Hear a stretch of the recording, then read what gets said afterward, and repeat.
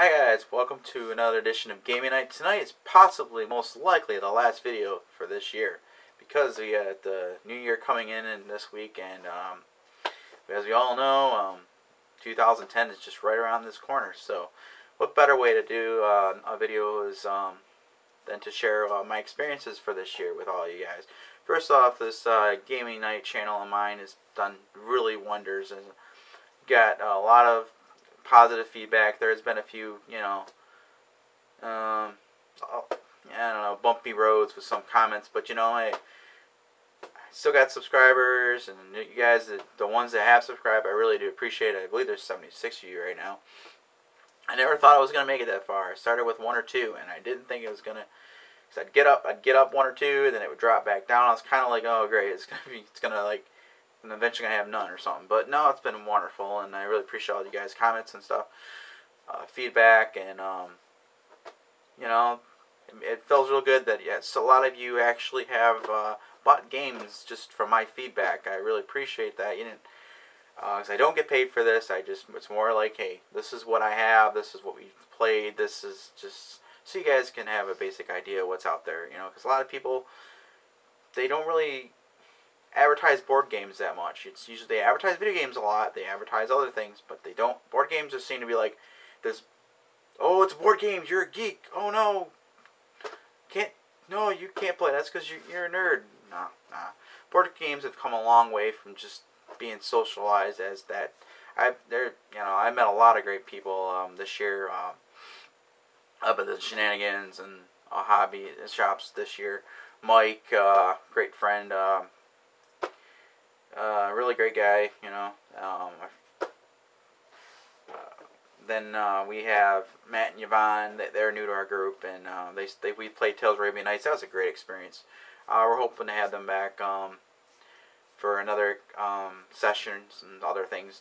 Like I said, I got a lot of things planned for next year. It's just I gotta wait till things fall into place here because my schedule. So now that the New Year's coming scratching halt and looking forward to the New Year, we're gonna definitely be gaming a lot more too.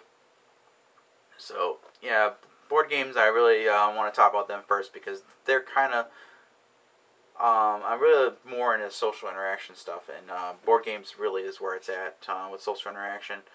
But then I'll talk about some video games towards the end of this video. So for this year, for gaming experiences, Munchkin Quest was one that really got our gaming group the ball rolling, and now there are some people that aren't going to like it because it's it's random. It's some people don't like the battle system. I mean, some people might prefer something like Cutthroat Caverns.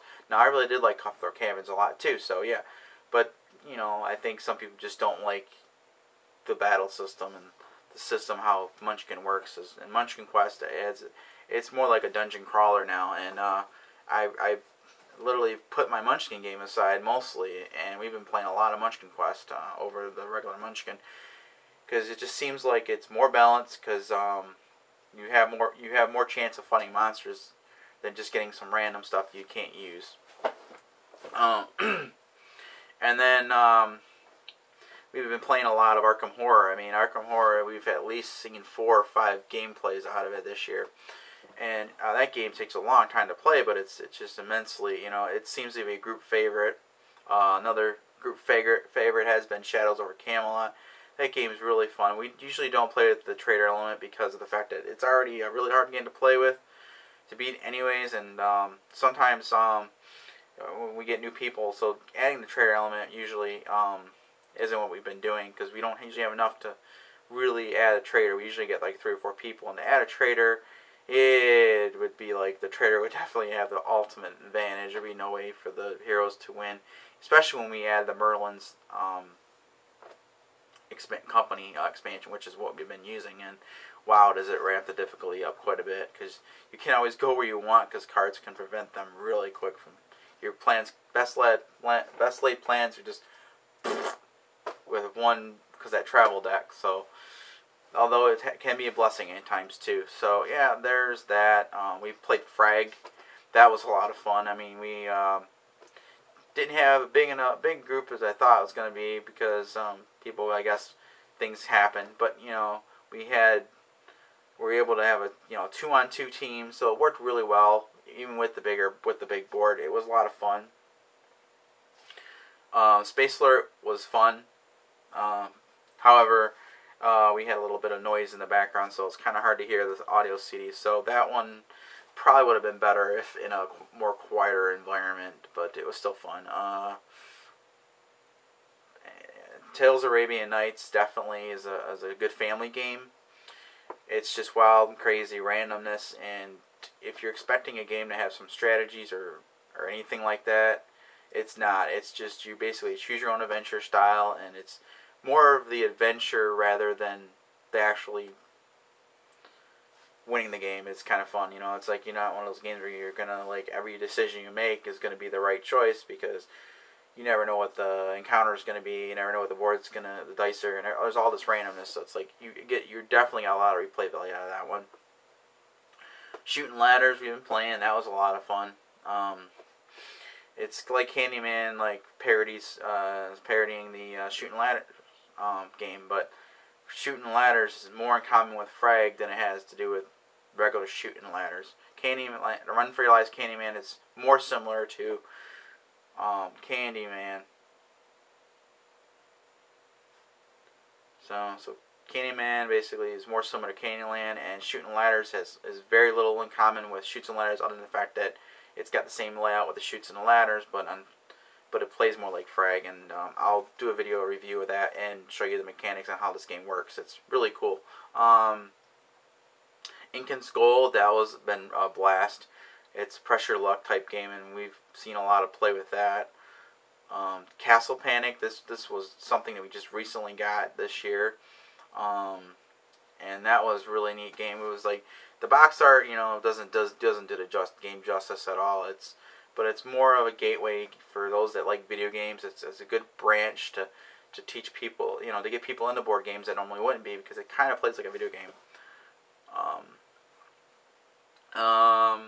Last Night on Earth was a lot of fun. We played that quite a bit. And if you like zombie games, that's I think the cream of the crop right there. It's the best zombie game they got out there. And Cutthroat Caverns is really good if you have a group that doesn't mind, take that kind of games, but you have to cooperate very well in order to make the game work. It's not going to be for those guys that are gung-ho about just dominating everybody. You have to work together, otherwise you'll just lose every game. So there's that. What else? I got Cosmic Encounter. I'm really looking forward to bringing that one out and playing that as soon as the expansion comes out, so we can get a 6-player game going, because that'd be awesome. Thanks to Board Games with Scott, he kind of brought me attention to that game, because I seen the Avalon Hill and I wasn't too impressed with that. It seems like they left a lot of the awesome out, so seeing that Fantasy Flight did a really good job with it, I'm really looking forward to picking it up and playing. Now we're gonna switch the position over to video games. This year for video games, it's been Borderlands and Rock Band 2. A little bit of Little Big Planet. I haven't had a chance to play Little Big Planet as much as I want, and of course Mod Nation. So I got Brutal Legend. I've been playing that quite a bit, but not as much as I would like to, because it seems like when my coworkers on it or friends are on Rock Band, I usually hop onto that. But I'm definitely planning on doing some more Little Big Planet. Okay, once Mod Nation and Gotta Work 3 comes out, I'll be playing a lot of those. So I wish you all a Happy New Year, and I will gladly see you guys next year. So thanks for watching. Thanks for subscribing. Thanks for the comments. It's been a wonderful year with you guys, and a lot of you friends and stuff on YouTube. It's been great, especially those at the hobby shop, and I'm looking forward to meeting new people, having new subscribers, and just having a healthier year this year, because I've been fighting off colds and stuff so much this year. But it's mostly because I'm transcending to a new store, and I'm doing a lot better now that I'm not getting as sick as much. So that's been great too. So thanks for watching, and see you around.